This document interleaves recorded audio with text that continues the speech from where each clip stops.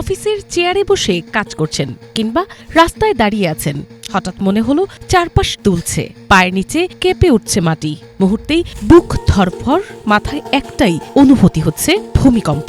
কিন্তু চারিদিকে তাকিয়ে বুঝলেন কেউ আতঙ্কিত নয়, বরং যার যার কাজে মগ্ন রয়েছে। আসলে তখন ভূমিকম্প হয়নি, কেঁপেছে আপনার মন এবং মস্তিষ্ক। বাংলাদেশের সাম্প্রতিক ধারাবাহিক ভূমিকম্প মানুষের মনে তৈরি করেছে নতুন এক আতঙ্ক। গত বছরের ২১ নভেম্বর দেশে ৫.৭ মাত্রার ভূমিকম্পের পর ২০ দিনের ব্যবধানে অন্তত ৬টি আফটারশক অনুভূত হয়। সর্বশেষ মঙ্গলবার রাত ৯টা ৩৪ হয়ে যাওয়া ভূমিকম্পের মাত্রা ছিল ৫.৯। এর মাত্র ১৭ মিনিট পর রাত ৯টা ৫১ ফের আরেকটি ভূমিকম্প অনুভূত হয়, যার মাত্রা ছিল ৫.২। বিশেষজ্ঞরা বলছেন, ধারাবাহিক ভূমিকম্পের জেরে দেশে অনেকের মধ্যেই দেখা দিচ্ছে সিসমোফোবিয়া।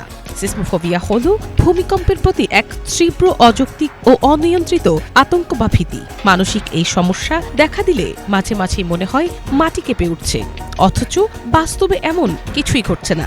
বিশেষজ্ঞরা এটিকে ক্লিনিক্যাল ফোবিয়া বা উদ্বেগজনিত ব্যাধি হিসেবে বর্ণনা করেছেন।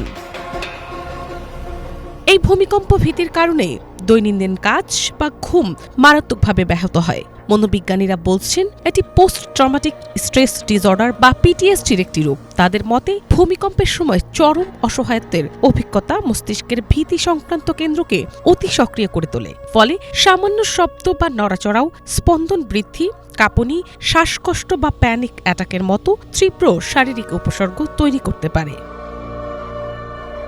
তবে সিসমোফোবিয়া নিরাময়যোগ্য। Cognitive behavioural therapy, exposure therapy এবং ভূমিকম্প সতর্কতা বিষয়ক প্রশিক্ষণের মাধ্যমে এই ভীতি অনেকটাই কমানো সম্ভব বলে মত বিশেষজ্ঞদের।